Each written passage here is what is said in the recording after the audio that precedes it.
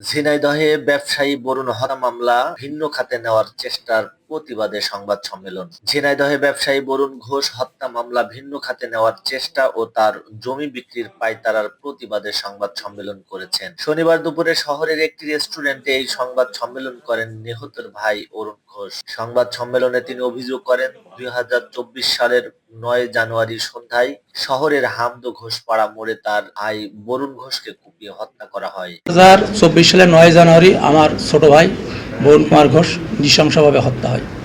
এই হত্যা মামলাটা এখন অতিরিক্ত জেলা দায়রা জজ আদালতে বিচারাধীন আছে। এই হত্যা মামলাটা ভিন্ন খাতে নেওয়ার জন্য এবং এই হত্যা মামলাটা সুষ্ঠু বিচার যাতে না হয় এই জন্য পরিকল্পিতভাবে আমার ভাই বউ এবং যারা এই হত্যা মামলার সাথে জড়িত আছে আসামিরা যোগসাজশ করে এই মামলাটা বিচার প্রক্রিয়া ব্যাহত করছে।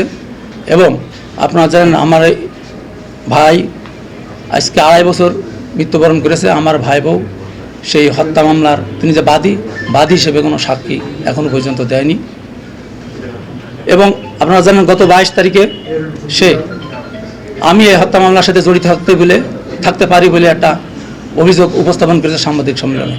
এটা সম্পূর্ণ মিথ্যা, বানোয়াট। আসল আমার এই ভাই বউ, আমি যে কথা বললাম যে এই আসামিদের সাথে যোগসাজশ করে এই হত্যা মামলাটা টাকার বিনিময়ে মীমাংসা করার প্রক্রিয়ায় আছে। নিহতর স্ত্রী মামলার বাদী টুম্পা রানী ঘোষ বর্তমানে আসামিদের সাথে যোগসাজশ করে মামলা ভিন্ন খাতে নেওয়ার চেষ্টা করছে।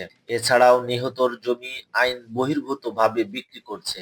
মামলার সঠিক বিচার ও নিহত বরুণের নাবালিকা মেয়ের ভবিষ্যতের কথা চিন্তা করে জমি যেন বিক্রি করতে না পারে সে ব্যাপারে প্রশাসনের হস্তক্ষেপ কামনা করে অরুণ ঘোষের পরিবার। গ্রামগঞ্জের খবর, ঝিনাইদহ।